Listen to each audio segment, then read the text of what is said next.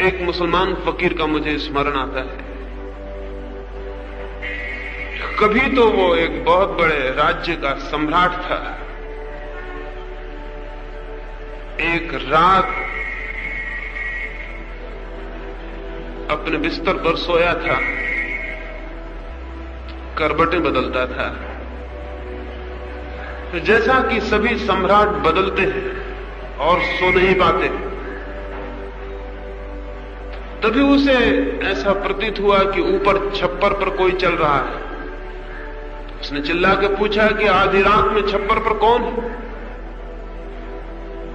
ऊपर से आवाज आई किसी आदमी की, माफ करें मेरा ऊंट खो गया है, उसे मैं खोजता हूं। उस राजा ने कहा, पागल मालूम होते हो, ऊंट खो गया हो तो छप्परों पर नहीं खोजना पड़ता, मकान के छप्परों पर ऊंट मिलेगा।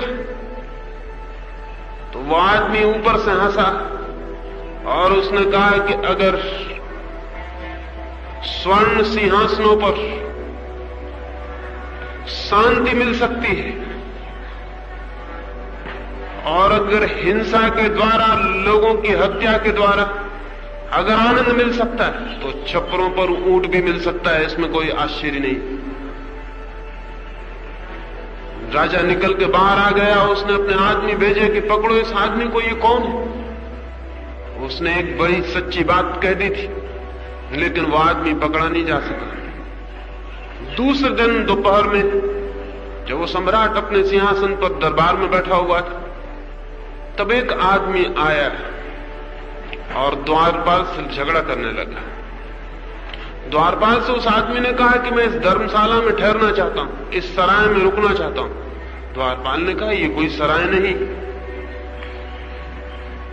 राजा का भवन है, राजा का निवास है। लेकिन वो आदमी माना नहीं और उसने कहा कि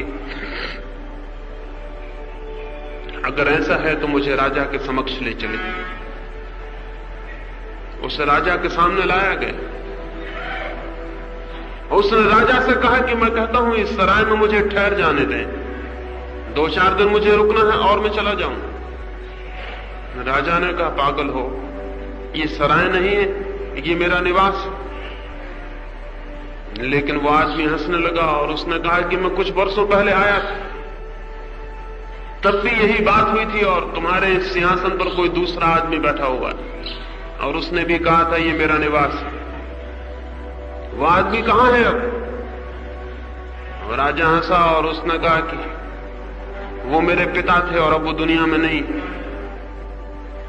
उस फकीर ने कहा, और कुछ वर्षों पहले मैं आया था, तब तुम्हारे पिता भी यहां नहीं थे, कोई और आदमी सिंहासन पर बैठा, और तब भी यही बात हो गई थी और मैंने कहा था इस सराय में मुझे ठहर जाने दें, तो उस आदमी ने भी कहा था ये सराय नहीं मेरा निवास है। वो आदमी कहां है? उस राजा ने कहा, वो मेरे पिता के पिता थे, उनको मरे बहुत वर्ष हो चुके।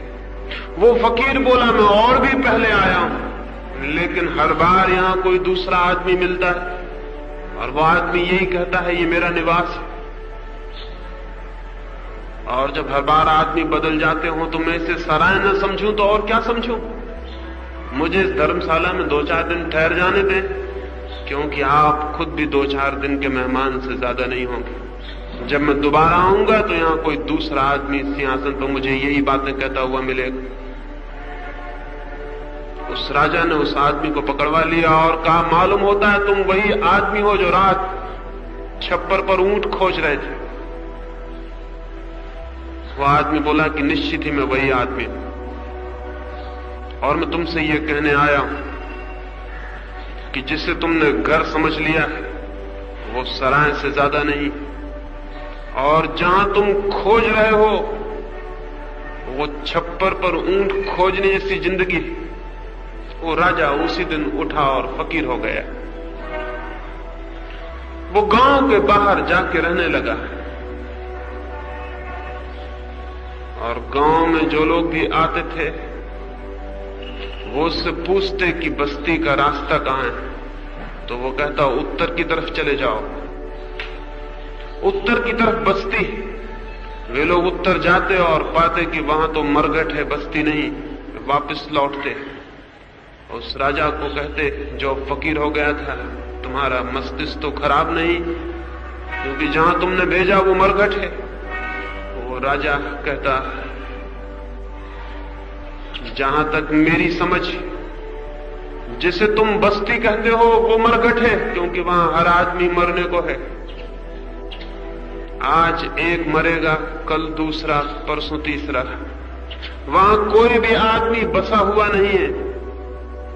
लेकिन जिसे तुम मरघट कहते हो, वहां जो लोग भी बस गए हैं वो हमेशा को बस गए हैं, वहां से कोई मरता नहीं। इसलिए मैं मरघट को बस्ती कहता हूं और तुम्हारी